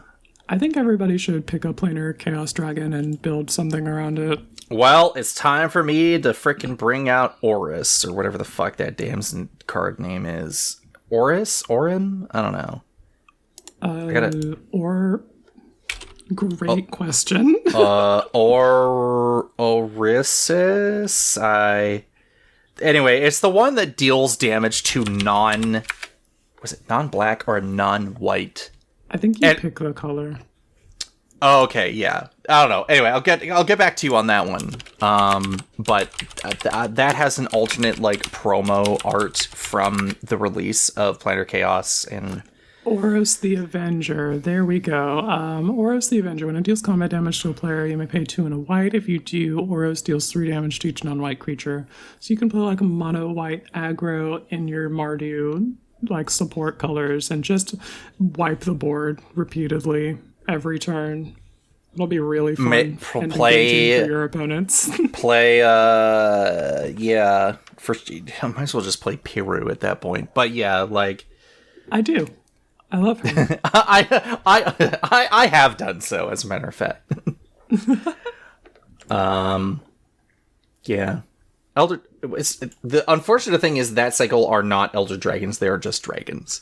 Yeah, they're not Elder Dragons, but I think they're colloquially referred to, or not colloquially, collectively, there we go, referred to as the Primordial Dragons. Mm-hmm. So we can use that to talk about them. Somebody get an Int at the Dreamer desk on my deck. Or other way around. Int at the Dreamer deck on my desk. There we go. There we go. Got it. Nailed it. Do I have a list somewhere on Tapped Out? I might have to look. I played Intent a long time ago. It sucked so bad. I feel like older creature, not older, well, yeah, no, older creatures from like the Dawn of Magic get supported with new cards and become more playable as time goes on. See Garza's Old Plague Queen. True. So yeah, rebuild Intet or something. I feel like she's probably better now. Oh, definitely, like, a lot better now. There's like better things to cheat in. You can put Omniscience on top of your library in response to the trigger, I think. Oh, jeez, yeah, there's a lot. Okay, yeah, maybe gotta think about this. Do I have Intent in my collection? Yeah. Much to think about. The only reason that I have this Teneb deck is because I opened a Teneb in Double Masters. Okay, hey, there you go. All the more reason for you to build it. Yeah, it was in my collection, so I put it together. Speaking of opening packs and building a deck. Yo, what do you got for me? Okay, so it's time to talk more about Radun Hagadoon. The fucking dude. Let's go. I'm locked in. Okay, so hey, this is probably going to be a very long one, and I think probably... Let me just skim some other things that I put here that I'm just going to, like, not talk about for the rest of the episode, because this is another hour and a half episode at least. Quick skim. Alvedon Sky, not an okay card, not an okay deck. That thing's going back up on the shelf for a bit. I destroyed a small child. It was my buddy Tommy, who had never seen this deck, turned over to me and said, "Cole, this deck is so all kinds of sick and wrong." And I'm like, "Thank you. You are not wrong." Kellen the Kid is also not an okay card. There's a lot of value that can be gotten out of that guy. Wow, but free spell's good. More at 11. A lot of Surge of Brilliance and Lagalo did good job. Both of those are actually examples of free spells good, more at 11. Promise of Loyalty came in clutch. Goldforge Thoptrix, Linvala, Shield of Seagate, and Shalai did the necessary protection stuff. And Seagate just... Air Force One, let's go. Yeah, yep. Air Force mentioned. Seagate, Air Force mentioned. All right. And then you called me out on Twitter about making the Grixis Killer Queen variant. Yeah, I'm a nerd and was like, you can have Killer Queen Gold and Killer Queen Black if you do both Marchesas, like the Marchesa Crimes. Yeah, so the new one from Thunder Junction will be the Commander. I'm currently... The list is overbloated, but I have every single punny potential name on the list. And, like, Shoot the Sheriff and... Sleep with the Fishes and an offer you can't refuse and so on. So it's just literally going to be a entire game of being like, it's time for me to get a cut of the profits. You come to me on the day of my daughter's birthday. I'm going to give you an offer you can't refuse. I'm going to give you an offer you can't refuse. And it's just, yeah, so that's going to be how this is going to go. Turn your ass into a legitimate business person. Yeah, exactly. So I got to go back to the list and trim it down. I literally just threw every single punny card you could reasonably think of and put it on the list. Right now, it's over like 160 cards. I need to trim it down. It's real bad. But Thunder Junction, Murders at Karlov Manor, and New Capenna crammed together in like a single deck. I'm extremely hyped to see this. I think that'll be very cool and good. I love how these end up being just like sanctioned control mirrors. It's very that was yeah. My buddy Chris pointed that out. Like I talked about it on the last episode, but that's just how it works right now. It's really funny. And sometimes that's all you need is just like, I happen to draw. And the other thing too is like you're committing a crime. So like if you're going to be countering someone's spell or pointing a kill spell at like something, like you might as well get the payoff. But yeah, we're going to dust at their graveyard for the reanimator target that they put in there with the Marchesa trigger. Yeah, exactly. So so lots of stuff gonna be happening with that one. Skim stuff over. Radun Hagadoon time. Let's talk about what I've been cooking with this guy lately. So so far I've played 7 games with this guy. Seems pretty good. A lot of the kind kind of initial overview, and then after I'd build the deck, I'd check a few different resources to see what other people were up to. And like the general thing is like, oh man, I'm gonna put in like Argentum armor. I'm gonna put in Cauldron Complete. And like, yeah, you should put in Culture Complete, but also you've got other stuff that you've taken to doing, it looks like. Yeah. So, you know, I had a Batter Skull on the pile of stuff, and then I was like, no, I'm not going to do that.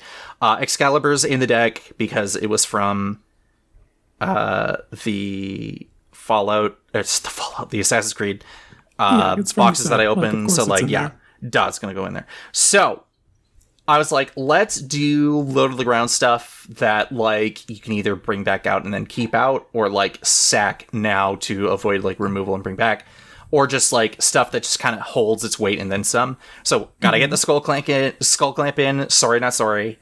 Yeah, I'm rubbing my hands together like Birdman. I can't wait to blow that up. Got Mask of the Schemer, Fire Shrieker, Quite a Spike, Pack Weapon. They got fucking Assimilation Aegis. Which, like, that card slipped completely under my radar. I love that card, and also fuck that card. So, when it enters the battlefield, you exile a creature. I think it's just exile a creature, like, period. Like, it doesn't matter which one. Like, until it leaves. But does it have to be? Yeah, you just exile a target creature until Assimilation Aegis leaves the battlefield. So it's an O-ring. No. It's not O-ring. It's one of the variants because it doesn't have separate instances. It's still the first one of those. It doesn't matter if you say it's an O-ring, regardless of the templating. It's O-ring on an equipment, which is fucking sweet. Awesome. Cool. Yeah. Pick the best thing in the battlefield that's not a commander. Just get rid of that thing. And then with an equip for 2, when it becomes attached to a creature for as long as the Aegis remains attached to it, that creature becomes a copy of that creature exiled by Assimilation Aegis. I did not know what I was looking for when I was like, cool, let's do upgrades. Did not look at EDH Rec, did not look at any articles, just went to Scryfall and was like, what are white-blue equipment? Fucking Scryfall and vibes alone, baby. And then I was like, cool, so this card, I did not know this was in Thunder Junction at all. Just didn't know it existed. Completely flew under my radar. Less than $1, I think, when I grabbed it. Fucking sick. Has done some work. We'll talk about that in a second here. But I was like, cool, great. I have equipment that has multi-purpose value. The weird thing or the neat thing is that when you bring back Assimilation Aegis with Radun Hagadoon's effect, because it equips before the ET, like with the as part of like the reanimation effect, the ETP doesn't go on the stack till after it's already equipped. But then with Sigarda's aid, after the equip has resolved and the ETB is resolved, you can then move the Assimilation Aegis to another creature after it ETB'd, so you can end up getting like the transformation effect. Oh, by the way, Radun Hagadoon making 1/1 Menace Assassins actually super relevant. And Token Doubler is good. So I've been making a small army of those dudes, and they just put in the work. It's super awesome. You man out here playing Token Doublers? Yeah, pretty weird even for me. Gluttonous and sinful. I'm hoping to get a few of the Neon Dynasty equipment creatures. I know I got some in my collection somewhere. I'm hoping to put in Blade of the Oni. Oh yeah, I actually really like Blade of the Oni. I put that in my Tabarax deck because it's a demon. Yeah, it's a demon. It's a little redundant because it gives the equipped creature menace, but then you just throw that on Radun Hagadoon after he loses the hexproof and evasion. Yeah. And then just keep the evasion going. Menace has been really good, I've noticed. Menace has been really good. I've been playing a lot of it in my Assassin's deck, and just being like, you're going to need 2 to block my guys. It really makes people think I don't have to. Like, I've been having a lot of Menace show up in Audric, whether it's like through Iroas got a victory. Professional Facebreaker has it naturally. Just surprisingly, a bunch of red creatures do. Aya has it. What's her name from Fallout? So on, so on, so on. So anyway, Then I'm like, hold on a second. Do I have an Elbrus the Binding Blade somewhere in my collection? The answer is yes. We'll be talking about that in a sec here. So it is it's a light assassin theme because I could not go as hard as your Ezio 5 color deck. But we do got it there because we got like Assassin's Blade or Assassin Gauntlet and like Phantom Blade and all this cool stuff from the set. Well, you built yours from like cards you had on hand, whereas mine is birthed from Moxfield Imperfection. So like it's got all of the cards that I was going to put in it because I printed it that way. Like you built yours in a cave with a box of the singles you opened. Yeah, it does the work, you know. So. One of the other things too is because of, like I said, Phantom Blade and Assassin Gauntlet is that I added a few sack outlets for equipment or just to get additional value out of spells, to bring it back with Radun Hagadun's trigger and then be like, cool, I'm going to have Phantom Blade, enter and kill something and then equip, or have Assassin's Gauntlet tap down your board state to clear the way for the opponent or like whatever, you know, get a bit of little stuff going in there.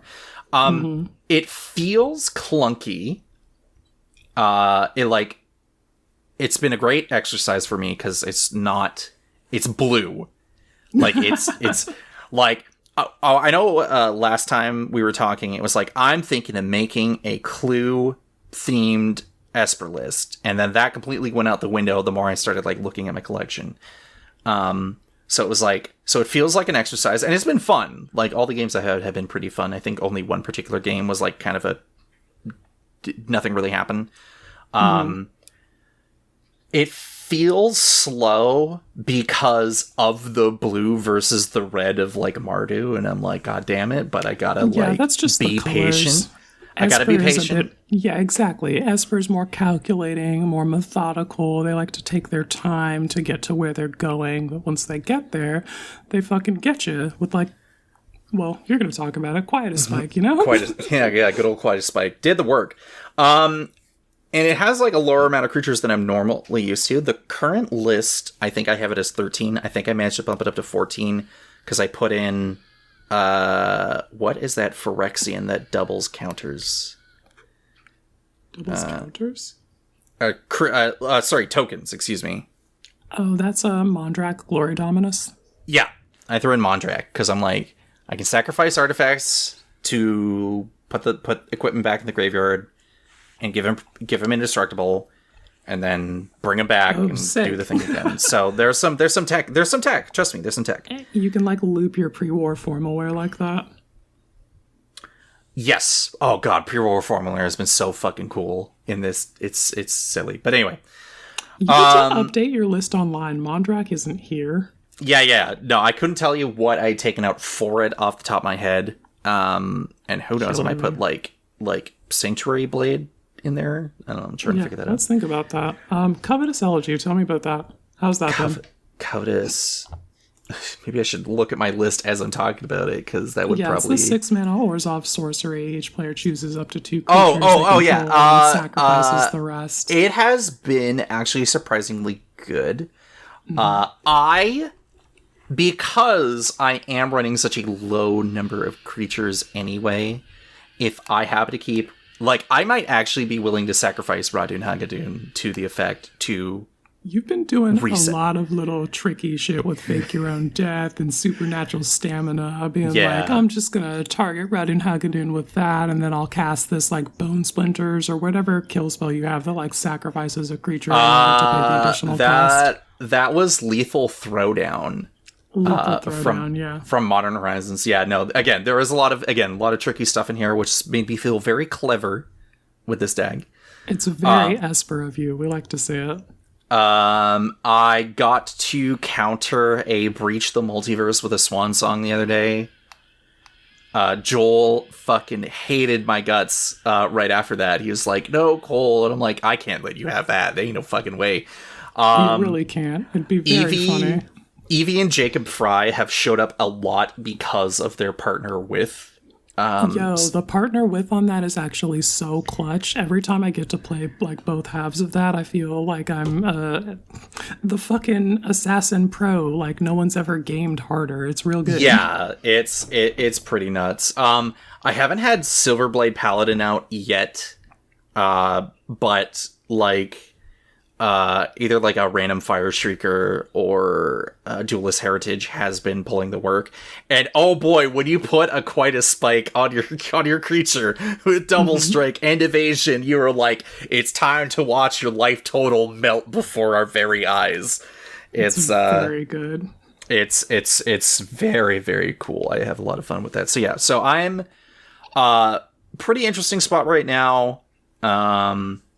And to go into a couple of the games that had occurred, one of which was we went back out over to Joel's again, where I had my birthday party, and some people came out who were there from before, and some people who hadn't shown up the last time showed up, and then Joel's kid got to come out and play with us, so it was super fun. It was really good. But Storytime 1 with that group, I'd finally put Assimilation Aegis out into play. And you know what? I couldn't tell you. Oh, yeah, no, I exiled a Spite Dragon because I'm like, sick. I can make my assassin, my 1/1 assassins as Spite Dragons, and they get +1 counters on them. Seems great. But. Yeah, that does seem great. But. Joel's kid was playing the Frickrag Precon, and that Precon has Astral Dragon in it. And when Astral Dragon comes out, you make 2 3/3 Dragon token copies of an artifact. And so he's like, hey, Assimilation Aegis seems really good for this board state.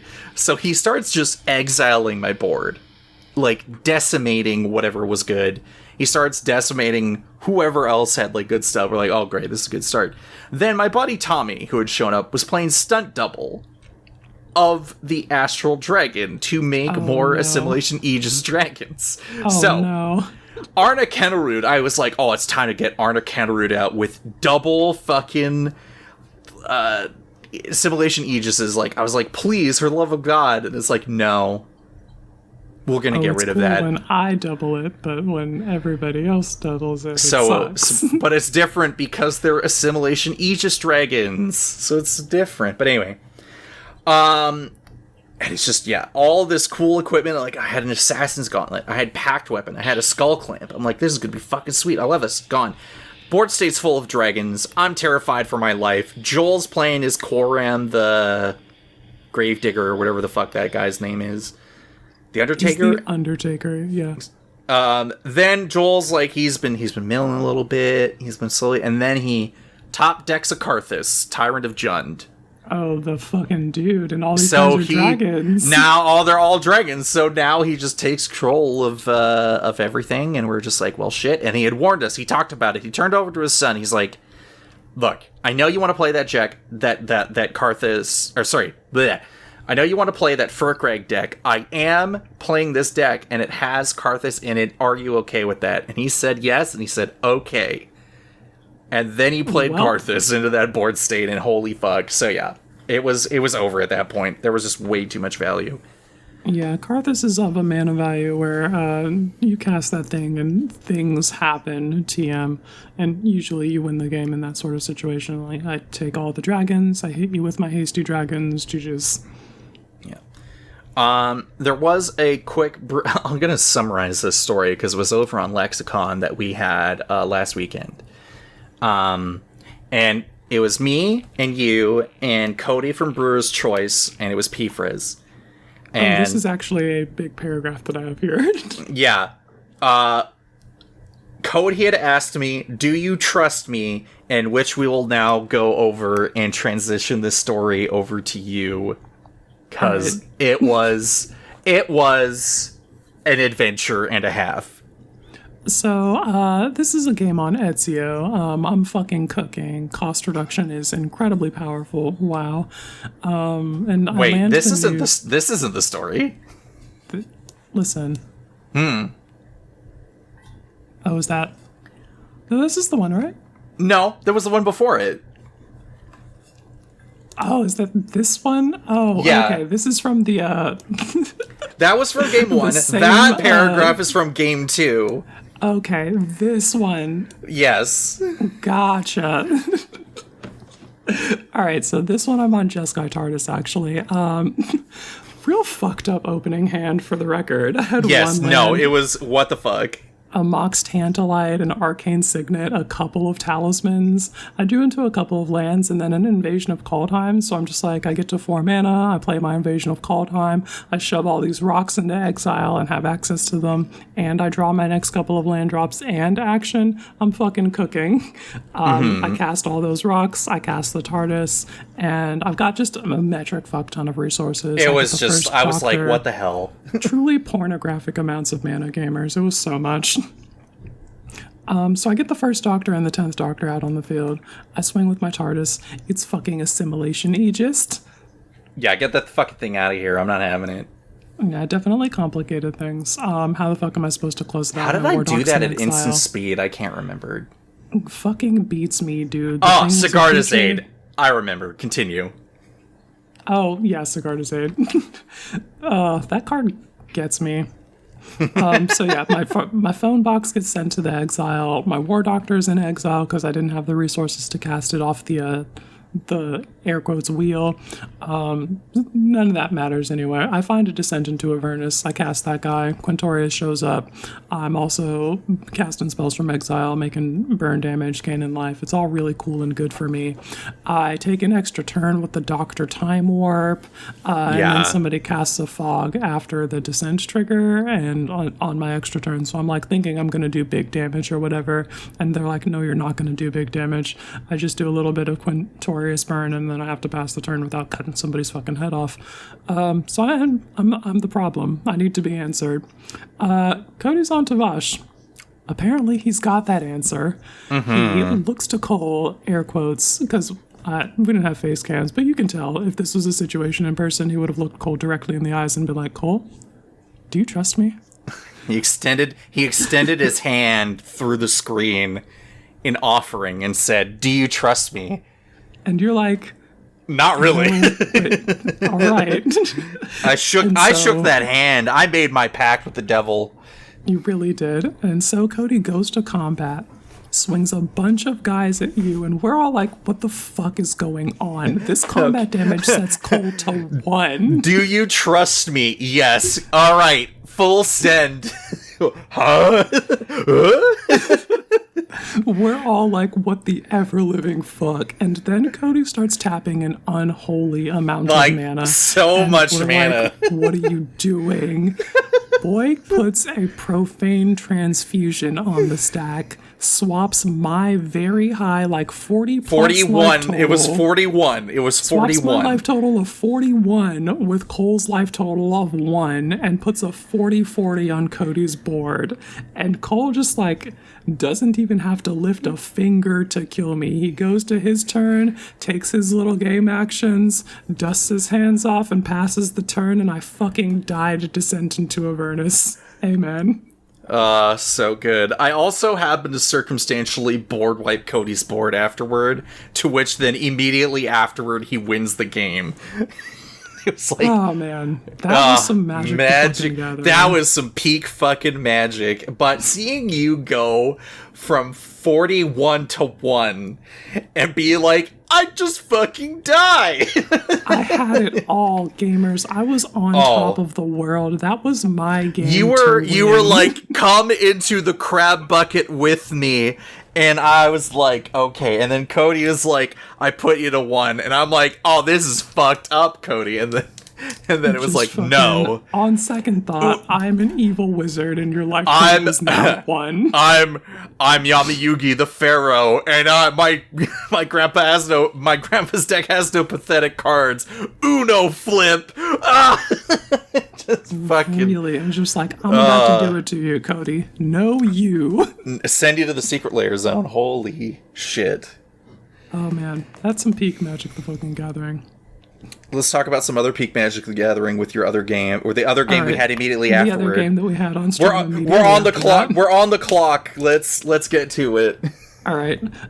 So another game on Ezio. I'm back at it again, fucking cooking. Like we talked about, free running, that cost reduction, really good. I'm getting to cast 2 spells at the time. People are only casting 1, and that's really strong. And I land Etrata, who's basically a coastal piracy for me, because all of my creatures are assassins. I'm turning them sideways every turn, and I'm just ripping these cards off of my opponent's libraries and making a bunch of 2/2s that are cloaked. One turn, I had Etrata out, and then was like Predator's Hour, so that I could give my team Menace and also. And I said no. I said like, no. Absolutely fucking not, and counters that. Yeah, I negated that like immediately. I was like, hell no. So I get this really wide board state of assassins that I cast for very cheap, plus the cloaked spells from Etrata. So I've got like just a bunch of stuff, and I'm like, all right, so I need some protection. So I cast Vein Ripper, and there's my protection. If my board gets wiped, I do a bunch of burn damage with the Vein Ripper triggers. Everybody's in awe that it's an assassin, and me and Peefers are both like, it's also got the most wicked ward cost of sacrifice a creature. Fuck ward. Oh, this is my other soapbox. That's for another day. Yeah, I guess I've been on that soapbox forever. I fucking hate ward. This would fucking pick my ass so bad. It really did. We are just in a position where Cole needs my Vein Ripper to go, which understandable. There's a Vein Ripper on the board. You usually need it to go in those situations. I should have just handled it with a fucking 13/13 flying trample creature. Probably, yeah. So I'm like, I've got this Vein Ripper, and Cole does this whole big thing where he like casts Not Dead After All on Radun Haganon and then sacrifices it to that lethal takedown, and then uses that to point at my Vein Ripper. And he's only got one other creature on board, mind you, his Withengar. Withengar, fucking unbound, doesn't matter. I was so hyped. He was so hyped. I had flipped it. I flipped it. I was like, hell yes. I was like that dude in that 3rd place meme in the Olympics where he bites his fucking medal and he pops a bottle ass champagne and he's fucking making out with someone, and he's the only guy celebrating on the 3rd place podium while everyone stares at him like a fucking freak because he's like, yeah, I'm thinking, yeah, there's been a fucking there's a tweet that I made that has over 12 bookmarks talking about this thing. I'm like, you flipped Withengar. You have 600 something likes on that post, and immediately in the comments after that, never mind. It's fucking over. It doesn't matter. I went to the legendary creature Discord and I put a photo out. I'm like, yeah, I fucking did it. And someone else is like, I flipped it too. And I said, fuck, I thought I was the only one. God damn it. It's just, yeah, no, it was a very 180 attitude immediately after that happened. Yeah, so what happened here is he points that fucking removal spell at my Vein Ripper, and I'm like, great. Trigger ward, sacrifice a creature, and Cole's like, the Jerry emoji. I was just like, what? Yeah, so I'm so upset. And Frizz are both like, yeah, we talked about it. And Cole's like, fuck. Yeah, because I can't take it back because it's a triggered ability. Like, what the fuck? I fucking hate ward. Anyway. And so he has to sacrifice his only other creature. It's that Withengar, and this just fucking saline levels through the roof, gamers. My bad. I am frothing at the mouth like I freaking had a cyanide pill. Like I'm upsetty spaghetti over the moon with salt. And I just go out to my turn and do some worse shit. I'm like, try and use Etrata's ability to flip up the stolen restart sequence. My restart sequence! Not just anyone's, my restart sequence. And I said, absolutely not. Absolutely not. Counter that immediately. Had to shut that down. Couldn't have me reanimating my Vein Ripper. Was not going to let Withengar's sacrifice be in vain. Or, vain. Anyway, he had the counter for my ass. Eventually, Etrata gets removed and everybody breathes a sigh of relief. And then I raise dead and cast her again, thanks to Layla motherfucking Hassan. She does way too much work. How does she keep getting away with it? I don't know. She's so good, dude. And then I flipped up a stolen Tameo, Collector of Tales, so that I could regrowth another banger. And then Cody wins. No, I'm jumping the gun a little bit, but I'm on that D&D, the DDR announcer voice. He's just non-stop. You're not an ordinary fella. Your smoke was too tough, though. My smoke was so fucking tough. I needed to find Arno Dorian, who's the crater hoof that I added to that deck, basically. And we didn't get there in time before the Calamity Mage could just saddle that fucking horse on up with a fanatic of Mogus and send us all to the Shadow Realm. Cody getting away with it again 2 games in a row. Coming in clutch. Clutch at the last minute with these plays that require just a bunch of mana. Oh, it was so much mana. It was obscene. It was like, here's all of the mana that I've been storing up for, and here's my spirit bomb. Die. But at least victory was clutched from you, and that's all that matters. Yeah, Cole says I didn't win, and that's what matters, so we'll take it, I guess. Magic's so fun, except for that one particular moment. Yeah, Magic is a good-ass fucking game. We've got some little things in here. Do you have anything else to... Oh, I did. I've done my piece. I've said my part. My standing on the soapboxes, plural, is over for this episode. All right. I just want to say I played the Jeskai Offspring Precon, and I saw the Gruul animated artifacts and enchantments deck in action. Cool commanders. They do some cool things. They probably make the mages playing the deck feel very clever. I know I did with the Jeskai Offspring Precon. Making a bunch of like non-creature permanents into creatures and turning them sideways is a pretty appealing game plan. There's an unnatural growth in that deck, the Gruul one, so there's good gods in there. Check it out. Ooh, awesome. Another one final Ezio posting. Okay, fine. You are allowed. Get the fuck out of here. All right, so I played a Ravenloft Adventurer, my beloved. I took the initiative. I had the rules text on there that said if a creature my opponent controls would die, it gets exiled instead. And it put in so much fucking work. Kept the jury deck off their main game plan by breaking their dies triggers so they couldn't do the thing where they instant speed sacrifice jury and do the like double flings. Damn. Sent a bunch of key pieces to exile after being removed. I was playing against a Jolene deck as well. And we exiled their Roxanne and their professional Facebreaker. It also brought the initiative into the game. And ultimately, it was responsible for the final initiative trigger that got me into the Throne of the Dead 3. And I ripped a Vein Ripper off the top, the motherfucking MV fucking P. It's gotta stop. And we were able to protect ourselves against a Hellkite Igniter and 20 treasures, plus a Captain Lannery Storm and a Jolene the Plunder Queen attacking at me. That is wild. I can't believe that. Yeah, so we're facing down certain death, and I'm like, all right, so I definitely die if I don't find a blocker on my turn. So I cast the Reanimate spell, targeting my Ravenloft Adventurer who had gotten killed in my opponent's last turn because she's fucking had it with that guy breaking dice triggers. And so I drag them back. I take the initiative. I go into the Throne of the Dead 3. I look at those top 10 cards, and my love, my light Vein Ripper, there to save me again. Slam that down with hexproof and 3+1/+1 counters. I can protect against the blocks. I set all that up. I do the burn damage when all of those die, and then I win on the crackback. Magic the Gathering. What an incredible game. No shit. Yeah, it has been a bunch of really good games the last couple weeks, and goddamn, that's why we want to keep doing this and keep bringing these stories to you. Yeah, it's truly so fucking sick that we get to play this game with our friends.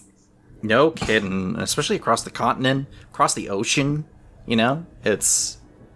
Yeah, gamers, bringing people together. All around the world!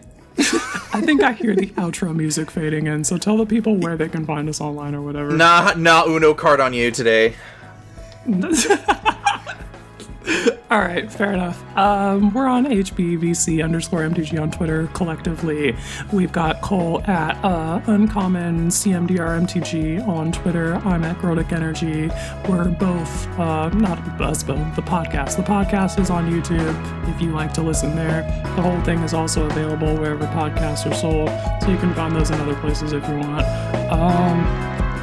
We good? Is that it? That's it. That's it. That's it. That's everything. Cut the check. Let's get the fuck out of here. Later, gamers.